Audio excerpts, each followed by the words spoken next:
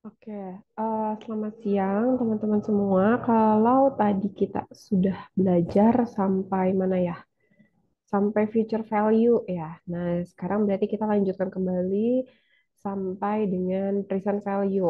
Nah, apa sih bedanya kedua hal itu? Tadi sebetulnya di awal sudah dijelaskan ya. Kalau misalnya future value itu kita punya nilai masa ini, kita pengen tahu nilai di masa depan itu berapa.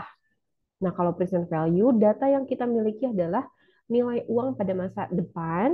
Nah, kita ingin tahu bagaimana nilai uang pada masa yang sekarang. Kebalikannya itu. Nah, terus proses untuk mencari eh, present value itu disebut juga dengan proses pendiskontoan gitu. Nah, tingkat bunganya atau the discount rate-nya adalah bunga yang dipergunakan untuk menghitung nilai sekarang dari nilai yang ditetapkan pada masa yang mendatang. Nah, present value ini juga dapat diartikan sebagai nilai sekarang dari suatu nilai yang akan diterima atau dibayarkan pada masa yang akan datang. Jadi misalnya Anda diharuskan membayar 500 juta rupiah pada 10 tahun lagi misalkan. Oh, di present value kan ternyata jumlahnya bukan 500, tapi ternyata nilainya bisa kurang maupun bisa lebih daripada 500 juta pada masa yang akan datang gitu. Nah, atau misalkan ada seseorang yang menjanjikan Anda, Ica nanti akan dapat uang 10 juta 10 tahun lagi. Nah, apakah 10 juta tersebut betul-betul 10 juta atau jangan-jangan pada masa sekarang 10 juta ini nilainya hanya 5 juta?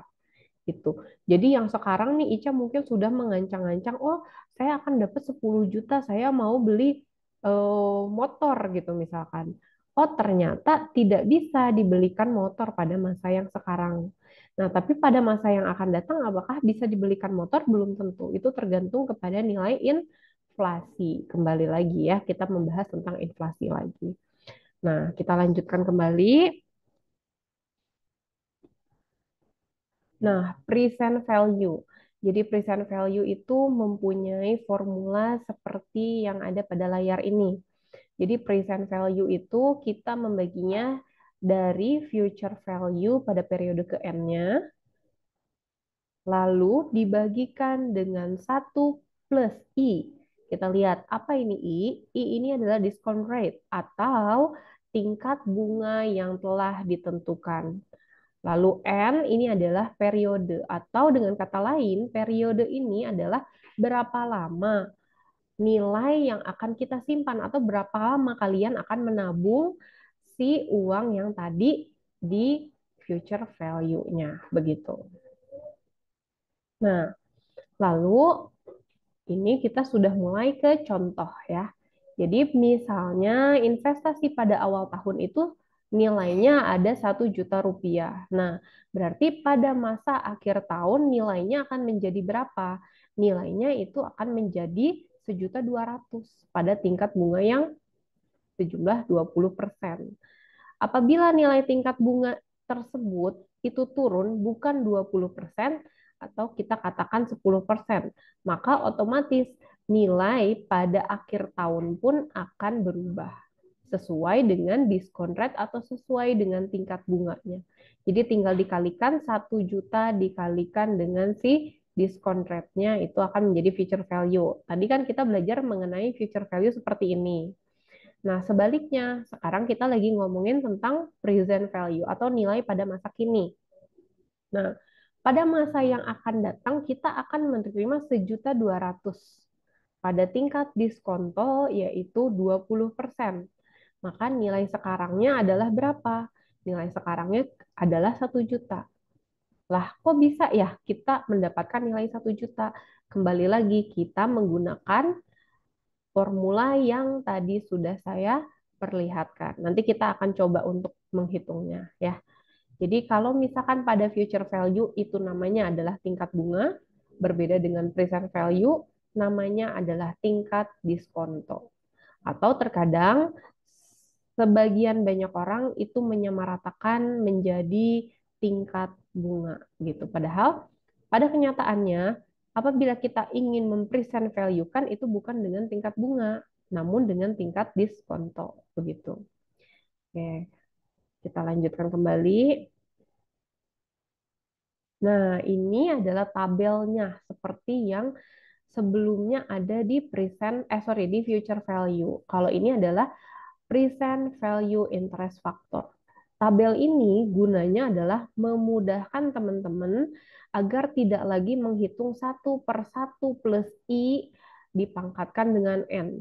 Apabila teman-teman ingin menghitungnya dengan cara ini, itu diperbolehkan, sangat diperbolehkan. Tapi kalau misalkan teman-teman mungkin ada yang kalkulatornya masih kalkulator yang manual, belum kalkulator yang saintifik, mungkin akan kesulitan untuk menghitungnya.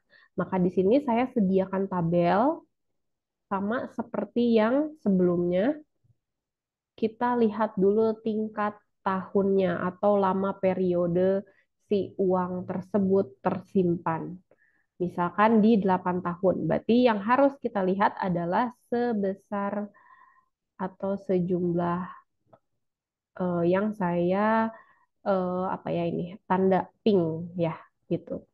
Lalu kita cocokkan kepada tingkat diskontonya.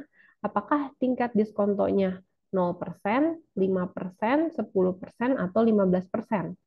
Nah, ini baru kita tandai kembali dan nanti kita akan mendapatkan sebuah irisan.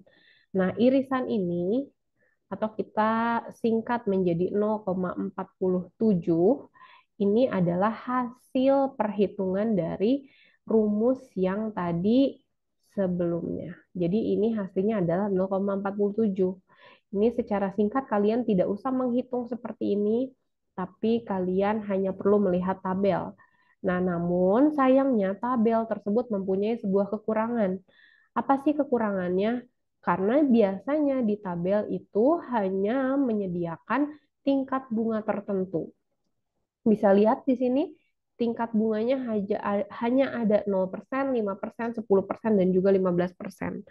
Nah, padahal pada kenyataannya seringkali bunga di bank, bunga pinjaman, bunga di pegadaian, maupun dari institusi keuangan yang ada, itu bunganya tidak bulat seperti ini.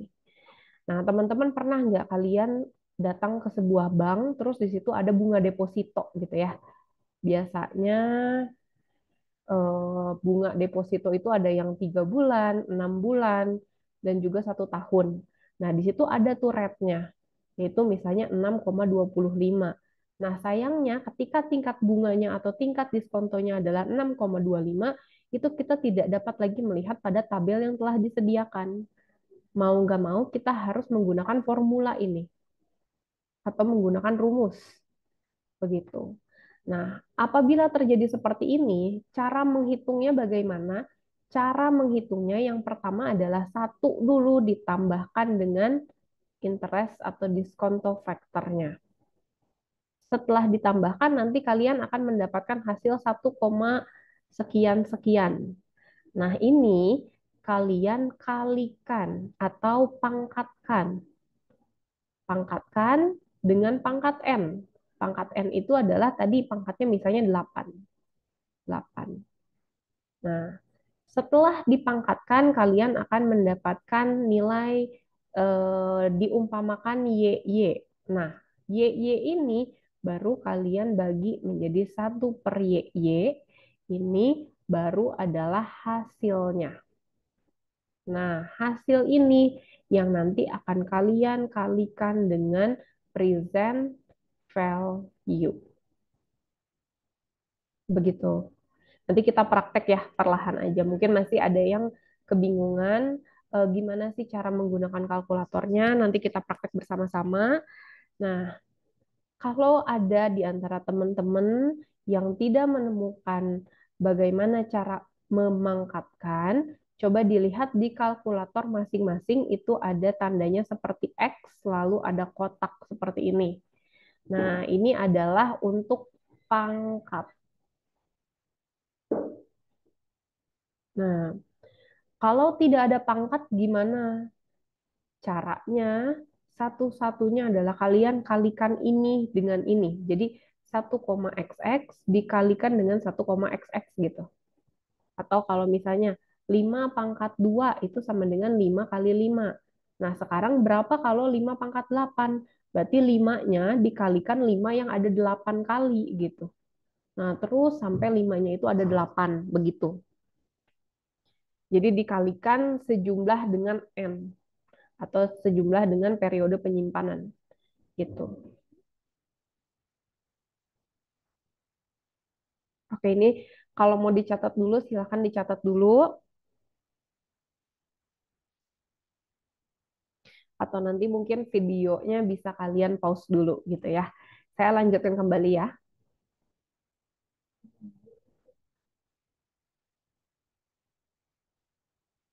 Nah, ini kita masuk kepada contohnya secara real atau contoh kasus.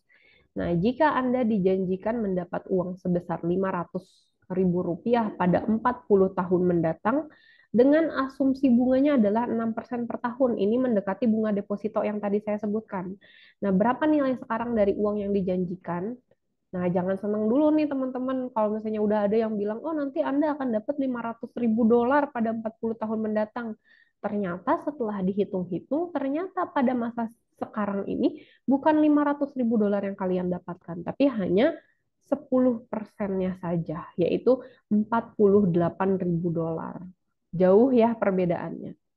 Pasti jauh perbedaannya, karena di sini adalah masa penyimpanannya yaitu 40 tahun gitu.